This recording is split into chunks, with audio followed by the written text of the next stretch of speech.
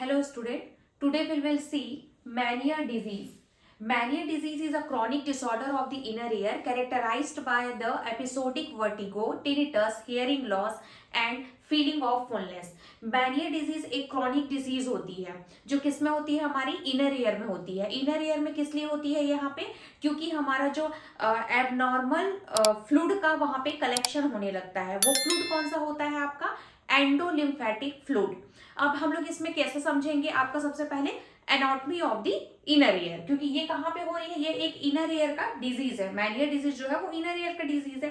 देखिए ईयर का एनाटॉमी मैं आपको प्रीवियस वीडियो में बता चुकी हूँ, आप जाके वहां पे चेक कर सकते हैं. इसमें मैं आपको इनर ईयर के एनाटॉमी फिर से थोड़ा सा एक्सप्लेन करती हूँ कि एक्चुअल में होता क्या है मैनिया डिजीज में. मैनिया डिजीज में क्या होता है, abnormal accumulation of the fluid, endolymphatic fluid का एबनॉर्मल ऑक्यूमुलेशन होने लगता है, जिसकी वजह से क्या होता है, बॉडी में हियरिंग लॉस होता है और बैलेंस का प्रॉब्लम होता है. ठीक है, तो ये कैसा होता है, सबसे पहले तो आप इनर ईयर में देखिए. तो हमारे पास देखिए, हमारे पास एनाटॉमी ऑफ द ईयर में तीन होते हैं, तीन पार्ट होते हैं ईयर के. कौन सा, एक्सटर्नल ईयर, मिडिल ईयर और इनर ईयर. तो अभी हम जो पढ़ेंगे वो किस में पढ़ेंगे, हम किसके बारे में पढ़ेंगे, इनर ईयर के बारे में पढ़ेंगे.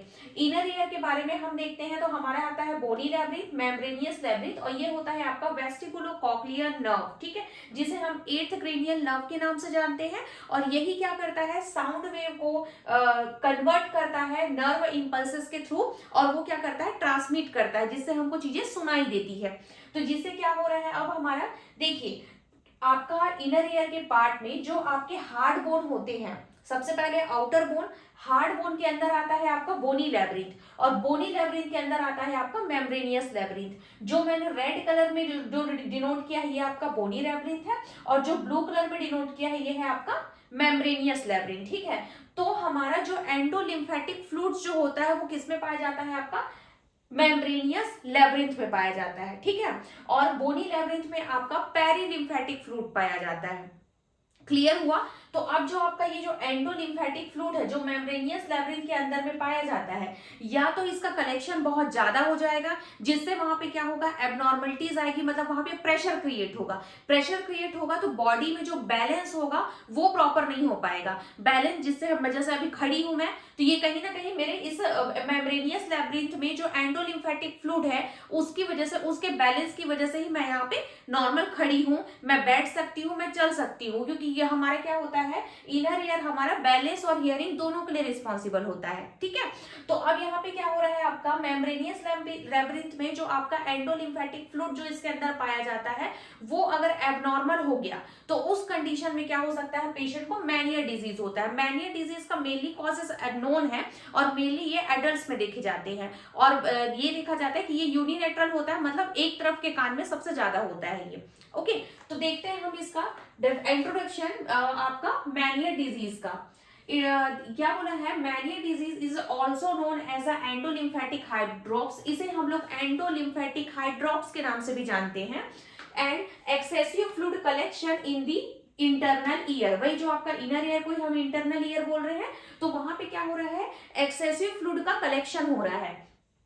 Mania disease is a balance disorder. Mania disease क्या है, ये एक बैलेंस डिसऑर्डर है. जो मैंने अभी आपको सारी चीजें एक्सप्लेन की वही है आपका, कि ये बैलेंस डिसऑर्डर होता है. अगर इसका एबनॉर्मल वहां पे कलेक्शन हो रहा है, ड्रेनेज प्रॉपर नहीं हो पा रहा है, तो उस कंडीशन में बैलेंस में प्रॉब्लम होगा. Then Meniere disease is a abnormal inner ear fluid balance caused by a malabsorption in endolymphatic sac और blockage in the endolymphatic duct. मतलब क्या बोल रहा है कि मैनिया डिजीज क्या है, ये abnormal inner ear fluid balance, आपका इनर ईयर का फ्लूइड बैलेंस एबनॉर्मल हो गया है.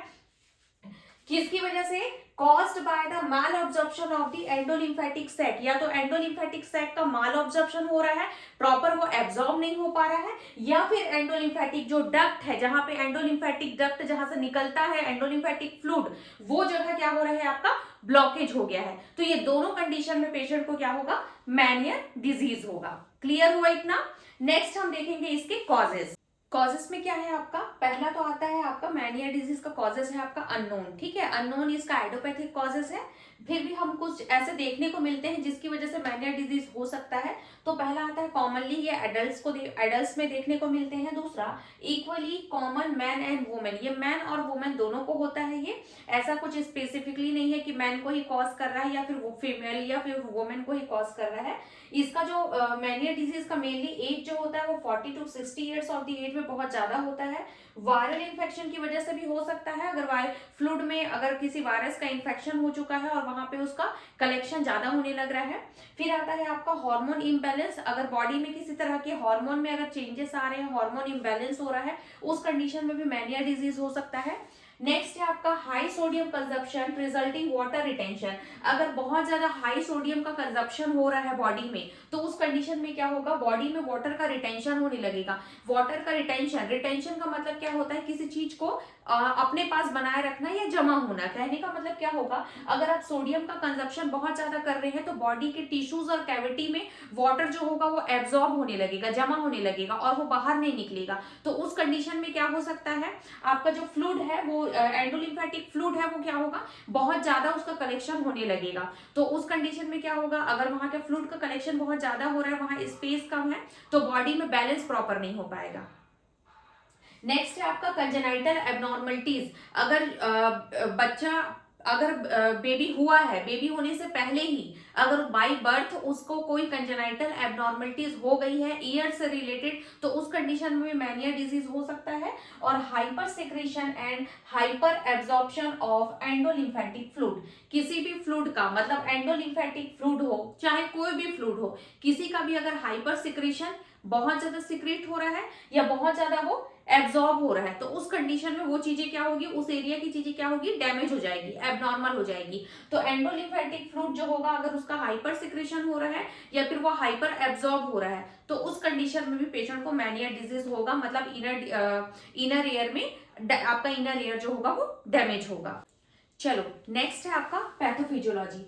मैनिया डिजीज तो आप समझ गए ना, क्या बोला है आपका, Meniere disease is a excessive endolymph accumulation in the membranous labyrinth of the inner ear. समझ गए आप कि क्या बोला है, इनर ईयर के जो मेम्ब्रेनियस लैब्रिंथ है वहां पे क्या हो रहा है, एक्सेसिव कलेक्शन हो रहा है किसका, एंडोलिम्फेटिक फ्लूइड का। ठीक, तो इसकी वजह से क्या होता है आपका मैनिया डिजीज होता है। आप इसको ऐसे समझ सकते हैं जैसे कि इमेजिन इनर ईयर जो है वो हमारा क्या है, एक आपका वाटर बैलून जैसा है। अगर उसका प्रेशर हम बढ़ाते हैं तो उसका प्रेशर बढ़ेगा तो क्या हो जाएगा, उसका बैलेंस बिगड़ जाएगा और उसका जो फंक्शन होगा वो क्या होगा, एबनॉर्मल हो जाएगा। तो सेम हमारा इनर ईयर वैसा ही है। तो हम देखते हैं इसका पैथोफिजियोलॉजी। तो पैथोफिजियोलॉजी में सबसे पहले आप देखते हो क्या बोला, ड्यू टू इटियोलॉजिकल फैक्टर। मैंने अभी आपको इटियोलॉजिकल फैक्टर बताया था, बहुत सारे, मेनली तो इसका ऐसा है कि अननोन कॉजेस है, बट कुछ कुछ ऐसा वाटर रिटेंशन हो सकता है, एबनॉर्मल हार्मोनल इम्बैलेंस हो सकता है, कंजेनाइटल इफेक्ट या फिर किसी भी चीजों की वजह से अगर वहां का जो आपका इनर ईयर है, वहां पे जो मेम्ब्रेनियस लैब्रिंथ है, उसका जो एंडोलिम्फेटिक फ्लूइड है, अगर वहां पे कुछ भी एबनॉर्मलिटीज आती है उस फ्लूइड में या फिर ज्यादा या कम होता है, तो उस कंडीशन में क्या होगा, over production of the endolymphatic fluid. वही मैंने बताया, मान लो ज्यादा हो गया, ठीक है, तो ज्यादा की कंडीशन में क्या हो रहा है, एंडोलिम्फेटिक फ्लूइड का ओवर प्रोडक्शन हो रहा है। ओवर प्रोडक्शन हो रहा है जैसे वाटर रिटेंशन की वजह से आपका जो टिश्यूज और जो बॉडी के जो टिश्यूज या फिर कैविटीज है, अगर सोडियम का बहुत ज्यादा एब्जॉर्प्शन हो रहा है, सोडियम का बहुत ज्यादा एब्जॉर्प्शन हो रहा है, तो क्या हो रहा है, बॉडी के जो टिश्यूज है या फिर कैविटीज है वहां पे क्या हो रहा है, बहुत ज्यादा वाटर का रिटेंशन हो रहा है, मतलब वाटर जो है वहां पे जाके ऑक्यूमुलेट हो रहा है। अब वाटर जाके ऑक्यूमुलेट हो रहा है मतलब वो प्रॉपरली बाहर नहीं निकल पा रहा है, तो बॉडी के हर सिस्टम में वाटर जाके भरेगा। ठीक, तो सेम वैसा कहां पे जाएगा, वो एंडोलिम्फेटिक फ्लूइड में भी क्या होगा, वहां पे ओवर प्रोडक्शन होगा। तो उस कंडीशन में क्या होगा, इनर ईयर में जो प्रेशर होगा वो इंक्रीज होगा। जैसे मैंने अभी बताया कि वाटर बैलून है, अगर उसके अंदर क्या हो रहा है, पानी अगर आप बहुत ज्यादा भर रहे हैं तो वहां पे क्या होगा, वाटर बैलून का जो प्रेशर है वो क्या होगा, इंक्रीज होगा। तो प्रेशर इंक्रीज होगा तो क्या होगा, मेम्ब्रेनियस लैब्रिंथ जहां पे एंडोलिम्फेटिक फ्लूइड पाया जाता है वो क्या हो जाएगा, स्वेल हो जाएगा। ठीक, अब वहां पे स्वेल होगा मतलब क्या हो रहा है आपका, वहां पे स्वेल मतलब डायलिटेशन हो रहा है, dilatation of the semi circular canal. अब जो सेमी सर्कुलर कैनाल है वो क्या होगा, डायलेट होगा। ठीक है, वहां वो फैलता जाएगा सेमी सर्कुलर कैनाल, क्योंकि वहां पे क्या हो रहा है, वाटर का रिटेंशन हो रहा है, मतलब फ्लूइड का जो ओवर प्रोडक्शन होने की वजह से वो चीजें फैल रही है।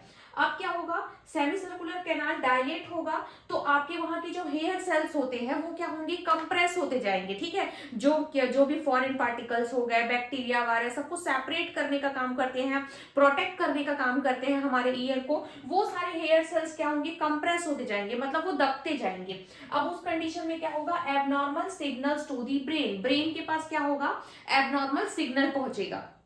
क्लियर हुआ, क्योंकि यहाँ पे क्या हो रहा है, हेयर सेल्स भी क्या हो रहे हैं, कंप्रेस हो रहे हैं, आपका जो सेमी सर्कुलर कैनाल है वो डायलेट हो रहा है, तो आपका जो ब्रेन में जो सिग्नल पहुंचना चाहिए, जैसा सिग्नल पहुंचना चाहिए वैसा प्रॉपरली सिग्नल नहीं पहुंच पाएगा, मतलब नर्व इंपल्सेस प्रॉपरली सही सिग्नल को ट्रांसमिट नहीं कर पाएंगे। तो अब ब्रेन में सही सिग्नल ट्रांसमिट नहीं हो पाएगा तो ऑब्वियस सी बात है आपको चीजें प्रॉपरली नहीं सुनाई देगी, आपका बैलेंस प्रॉपर नहीं हो पाएगा, क्योंकि ये सारी चीजों के लिए रिस्पॉन्सिबल होता है आपका इनर ईयर। तो अब क्या हुआ, आपका जो एबनॉर्मल ब्रेन में सिग्नल गया तो impairment of the hearing and balance, जो मैंने बताया कि हियरिंग, आपको सुनने में, आपको चलने उठने में प्रॉब्लम होगी, आपको चीजें नहीं सुनाई देगी, कम सुनाई देगी, तो दैट इज मैनिया डिजीज का है आपका ट्रेड। इसे ये आपका एमसीक्यू क्वेश्चंस में भी बहुत ज्यादा पूछता है इस बारे में। तो persist the classical triad sign, अब वहां पे एक साइन आएगा, मतलब एक साइन एंड सिम्टम्स दिखाई देगा, जो साइन दिखाई देता है इस साइन को हम ट्रेड के नाम से जानते हैं। जो ट्रेड है वो है आपका 3 टाइप का है, वर्टिगो, डिजीनेस होगा पेशेंट को, मतलब उसको चक्कर आएंगे, टिनिटस, रिंगिंग साउंड सुनाई देगा, कुछ चीजें बज रही है वैसा सुनाई देगा, या सेंसरी न्यूरल हियरिंग लॉस होगा पेशेंट को, ठीक है। मतलब यहाँ पे क्या हो रहा है, उसके जो सेंसरी न्यूरल हियरिंग लॉस, मतलब जो प्रॉपरली सेंसेस जा रहे हैं, नर्व इंपल्सेस जो प्रॉपरली ट्रांसमिट हो रहे हैं वो प्रॉपर ट्रांसमिट नहीं हो पाएंगे। ये जो आपका वर्टिगो है, ये जो वर्टिगो है वो क्या होता है, ये आपके इनर ईयर का जो ऑर्गन है सेमी सर्कुलर कैनाल, ठीक है, उसके डैमेज होने से, उसके डिस्टर्ब होने से पेशेंट को क्या होता है, चक्कर आते हैं, ठीक है। सेकंड है आपका sensory neural hearing loss. Sensory neural hearing loss जो होता है वो क्या होता है, पेशेंट को लो पिच साउंड बहुत कम सुनाई देता है, पेशेंट को धीरे धीरे सुनाई देता है। ये कब होता है, जब आपके इनर ईयर के कॉकलिया जो डैमेज हो जाता है उस कंडीशन में sensory neural hearing loss patient को होता है, कॉकलिया डैमेज की वजह से। इसमें क्या हो रहा है, सेमी सर्कुलर कैनाल में अगर बहुत ज्यादा प्रेशर आ रहा है तो उस कंडीशन में पेशेंट को वर्टिगो होता है। कॉकलिया के डैमेज होने से पेशेंट को सेंसरी न्यूरल हियरिंग लॉस होता है, मतलब पेशेंट को कम सुनाई देता है, धीरे धीरे सुनाई देता है। नेक्स्ट है आपका टिनिटस। टिनिटस क्या होता है, जब कॉकलिया और सेमी सर्कुलर कैनाल जब दोनों डैमेज हो जाता है तो उस कंडीशन में पेशेंट को क्या होता है, रिंगिंग या फिर कोई चीजें बज रही है ऐसे साउंड उनको सुनाई देते हैं। तो ये साइन होता है आपका ट्रेड साइन, आपका मैनिया डिजीज का। ये इंपॉर्टेंट है, ये आपको पता होना चाहिए। नेक्स्ट है आपका मैनिया डिजीज में साइन एंड सिम्टम्स, ठीक है। तो साइन एंड सिम्टम्स में हम सबसे पहले तो हमारे ट्रेड साइन देखेंगे, जो मैं आपको पैथोफिजियोलॉजी में बहुत अच्छे से क्लियर कर चुकी हूँ कि ट्रेड साइन क्या होता है, जिसमें पेशेंट को वर्टिगो और सेंसरी न्यूरल हियरिंग लॉस और टिनिटस होता है, ठीक है। तो इसमें क्या होता है, वर्टिगो चक्कर आता है, सेंसरी न्यूरल हियरिंग लॉस मतलब पेशेंट को धीरे धीरे कम सुनाई देता है, और टिनिटस मतलब पेशेंट को रिंगिंग साउंड या फिर कोई चीज घंटी बजने की आवाजें सुनाई देती है। तो ये होता है पहला साइन एंड सिम्टम। दूसरा होता है नोजिया वोमिटिंग। पेशेंट को क्या होता है, वहां पे उस जगह पे इनर ईयर में बहुत ज्यादा प्रेशर पड़ रहा है, प्रेशर की वजह से क्या होता है, पेशेंट को वहां पे नोजिया या वोमिटिंग ऐसे उसको सिम्टम्स दिखाई देते हैं वहां पे। फिर आता है आपका ट्रैकीकार्डिया। ट्रैकीकार्डिया मतलब क्या हो रहा है, आपका rapid heartbeat. Rapid heartbeat क्यों होता है पेशेंट को, अब देखो पेशेंट को क्या होता है, वर्टिगो होता है। तो जब वर्टिगो होता है पेशेंट को तो उस कंडीशन में उसे क्या होता है, फॉलिंग फॉर फियर, उसे ऐसा लगता है कि सारी चीजें घूमने लग रही है, या फिर उसे गिरने का डर होता है, उसे लगता है कि वो गिर जाएगा। तो उस कंडीशन में क्या होता है, और ये सारी चीजें कौन स्टिमुलेट करता है, जैसे आपका नोजिया वोमिटिंग हो गया, ठीक है, फॉलिंग फॉर फियर, या फिर उसको चीजें घूम रही है, ये सारी चीजें कौन स्टिमुलेट करता है, आपका sympathetic nervous system. Sympathetic nervous system जब ये सारी चीजों को स्टिमुलेट करता है आपका वर्टिगो का, तो इस कंडीशन में क्या होता है, पेशेंट का जो हार्ट बीट है वो बहुत ज्यादा तेज होने लगता है, क्योंकि सिंपैथेटिक नर्वस सिस्टम स्टिमुलेट हो गया है बॉडी का। तो अगर उसमें हार्ट बीट तेज होगा, ब्लड प्रेशर तेज होगा, तो उस कंडीशन में क्या होता है, पेशेंट को ट्रैकीकार्डिया होता है।